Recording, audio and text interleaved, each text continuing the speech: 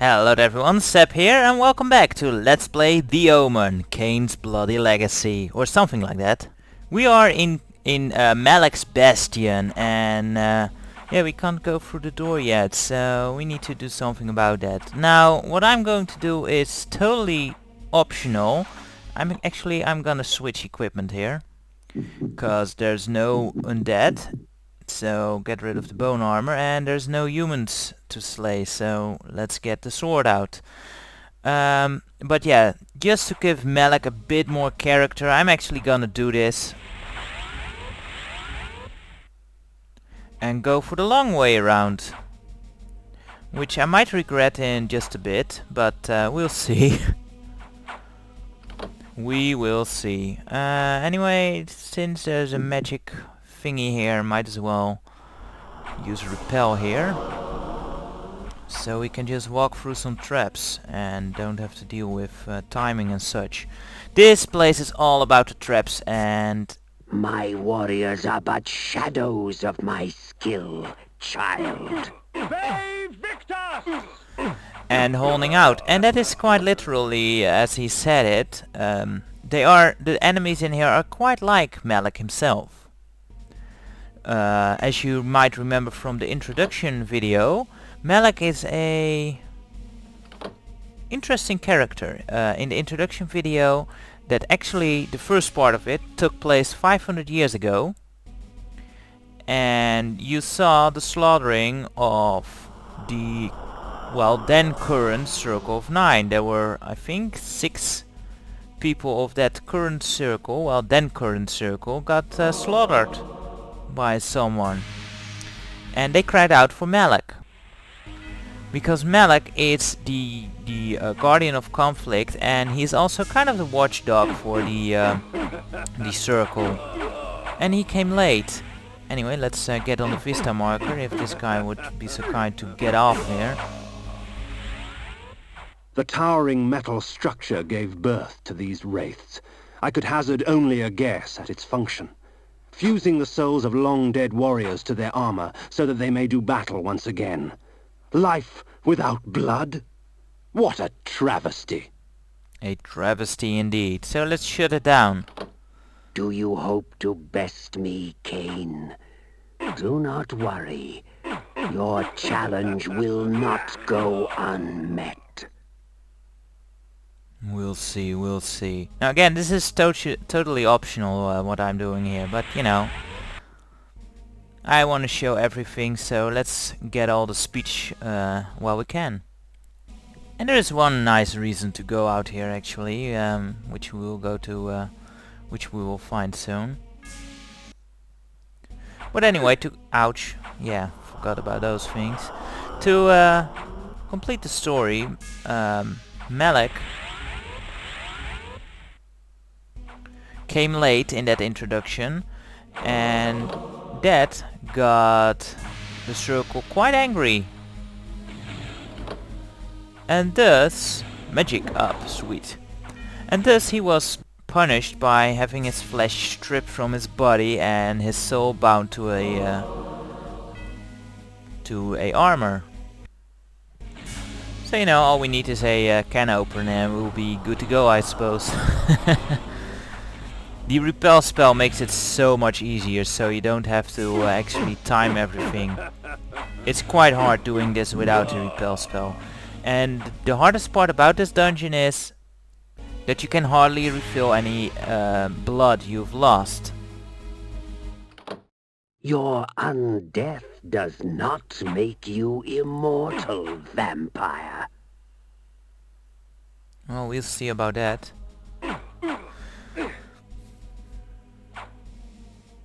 So yeah, you probably need to use a couple of Hearts of Darkness here. These guys, I think technically you can feed on them, but they die quickly after being stunned. And if you feed on them, you only get magic anyway. But yeah, we got magic up. That's a pretty nice item to grab, which is pretty much the only real reason to go this route, I think. More timing, and these floor tiles do hurt you with repel, I do believe. And another thing you can do if you have trouble timing stuff is of course turn into the wolf. That makes things a bit easier as well because you move faster. But yeah, Malek has been living for 500 years in his bastion here. Oh yeah, I need to shoot that switch now. So let's do this one. And actually I think this button is timed, so let me just turn into the wolf so we can walk faster. Otherwise I cannot grab that Heart of Darkness, and I would like to. Yeah. See, otherwise you do not have enough time to walk there and grab that heart. Are you kidding me? I walked into the door and that sent me back? What the frig? Oh well. And it actually hurt me quite a bit as well. That's no good. Can we make this? Oh, that's close. Anyway, let's... Well, might as well use that heart now. There's no two ways about it, but that bit of life I had left is way too little to actually make it through here. Ow, ow. So yeah, another pretty sad tale here of Malek. But that's the theme of the game. Oh, I need to kill this dude? Okay, no problem. Sorry buddy, but you need to die. And these machines he has set up pretty much make enemies like him. These are all dead soldiers, but their souls fuse to their armor to do battle once more. But yeah, this is probably one of the least favorite places for a vampire to be. It's rather harsh, and because there's nothing alive here, it's very tough to keep out. Come to slay the slayer of vampires, have you? Absolutely. Malek was a bit of a vampire slayer back in his good old days. And we're back at the beginning. Now, if you step up here, there is a secret number 16, and it opens up this passageway over here. Now you could also move on, but we're actually gonna explore this secret over here and see what we can find. Ouch.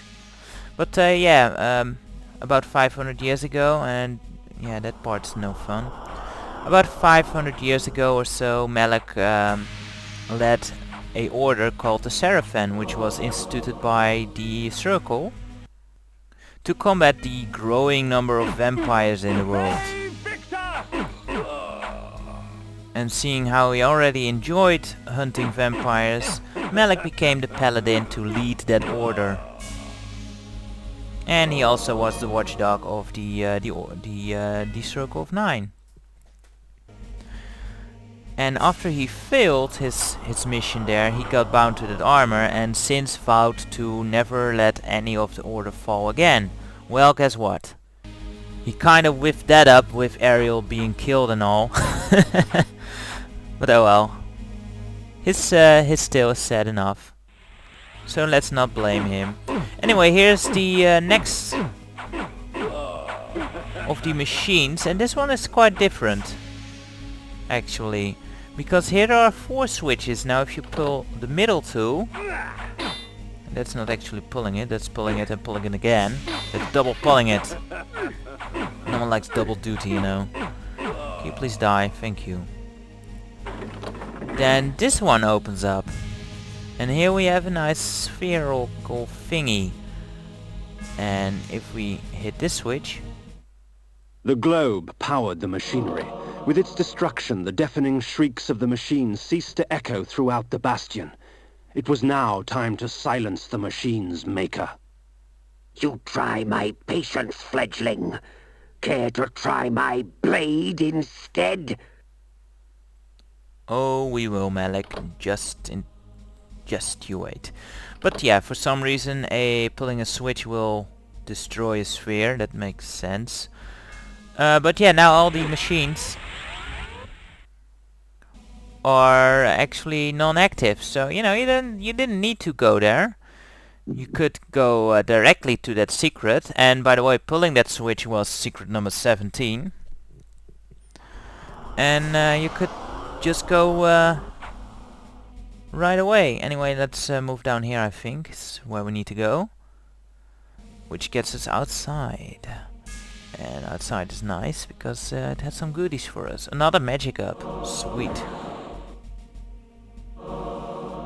Actually, let's use another Heart of Darkness. We've got plenty.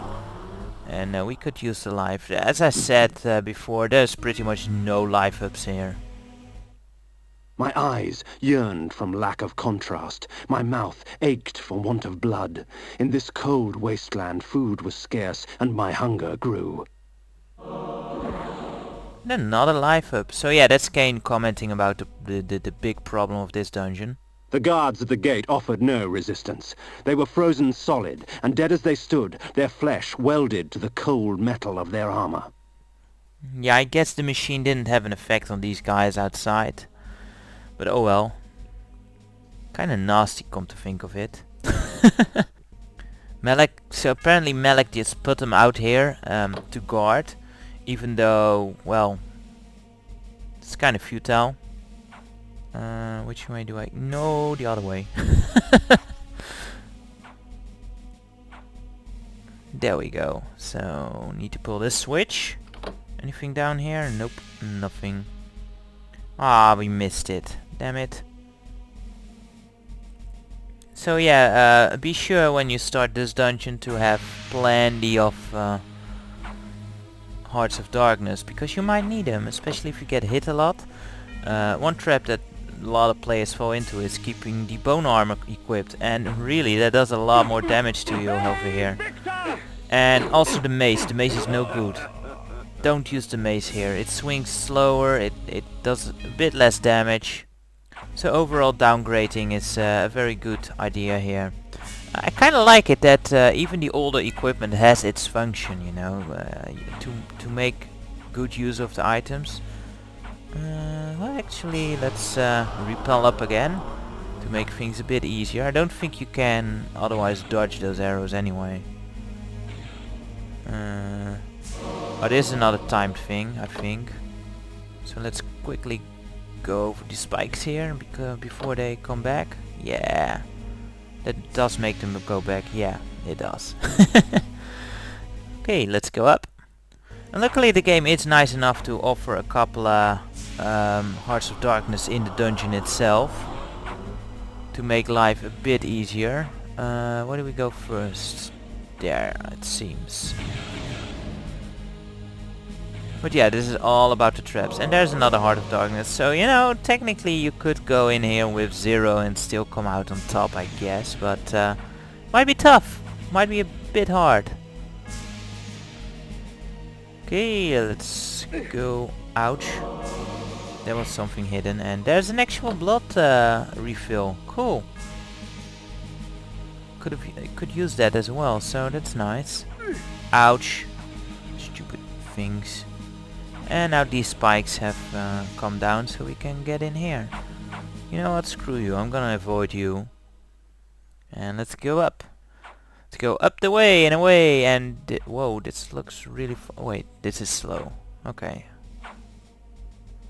This is really slow, by the way. Is it worth exploring that way? I say yes. Well, that was kind of poorly timed on my part, but oh well. We got some items out of the deal. And we probably need to use another Heart of Darkness soon. You don't need to use the Heart of Darkness. I think I discussed this in the first part. But you can actually let your blood run all the way down, and screw you, I'm avoiding you. Can't feed on you anyway. And just die, and if you die you will be brought back. However, oh crap, using the Heart of Darkness gives back more blood than having it used on its own. Yeah, I don't feel like dealing with you guys, you just take time and eh. A corpse held court on a tattered throne, grinning malignantly at me through blackened teeth. It is not often that a man sees his own corpse. It is a sobering experience. But I am far less interested in my own corpse than I am in yours. Prepare yourself, vampire! Okay, so apparently this is supposed to be Malek's corpse. Let's actually get some life up here before we face him. But it doesn't really make sense, because if you might remember from the beginning, the introduction scene, that environment was totally different and he didn't have any clothes on. And also his corpse should be 500 years old. This just doesn't match up. But oh well, whatever. Minor detail. Anyway, go on the left teleporter here for some items. Another Heart of Darkness, cool. And a live up, nice. Some magic refill, cool. And another Heart of Darkness. So we actually came out on top with the Heart of Darkness, because I think we started with 30. So we did okay.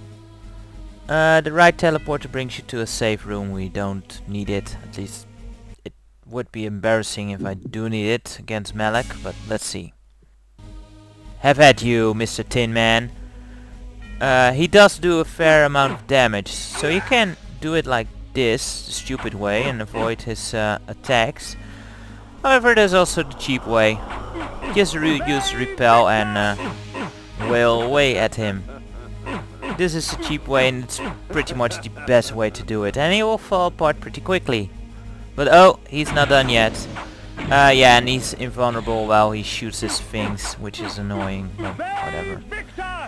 So he can't really hurt you at all, as long as you get repel up in time. And he falls apart a bit again. But wait, he's not done yet. Such an awesome fight. You know, buddy, you might as well just lay down, because you're pretty much dead, you know. And we need to go again. Okay, no problem. We still have one charge left. Should be enough to get him knocked down, and there he goes. Down for the... Oh wait, he has more tricks up his sleeve. Holy crap! Yeah, that wave hit it, instant death. So time to run for it. Unfortunately, you cannot win that fight. Aww. But we do get a new item. Havoc and malice, their presence in my hands keeps me from employing magic. Yet rest assured, they do little to hamper my relish for slaughter. Let's equip them.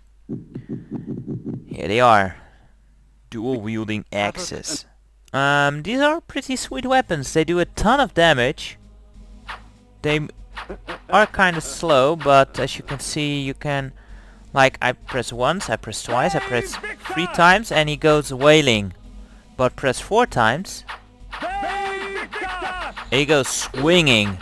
And that can really tear up some enemies. Problem with these axes is that, 1, you cannot use any magic. You can actually use items? I mean, I don't know. No, you can also not use items. And another problem is that, well, humans typically don't have time to get dazed, because they get, well, pretty much cut up. Which, all things considered, isn't that big of a problem, but oh well. 'Twould seem Malek's destiny with my blade was postponed. Perhaps Ariel could offer further guidance. Alright, so let's actually go to Ariel and see what she has to say.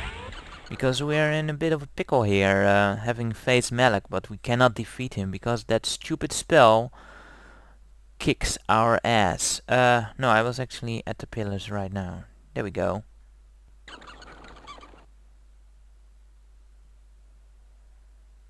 Ah, the Lord returns empty-handed. Does the Seraphim elude you? Very well, go east of Malek's bastion. The Oracle shall give you aid. Alright, sounds like a plan. We now need to find the Oracle to give us some hints. So let's go back. And yeah, I did skip this cutscene because we've already seen it, so you know, there's little point in it. And now I want to actually find the marker. I think... yeah, I think this is the one. There we go. And next time we'll continue from here and explore the east, which we can now go to because we've got axes in hand, and axes cut trees. So hope you enjoyed this one. Thank you very much for watching, and until next time guys, take care. Bye bye for now.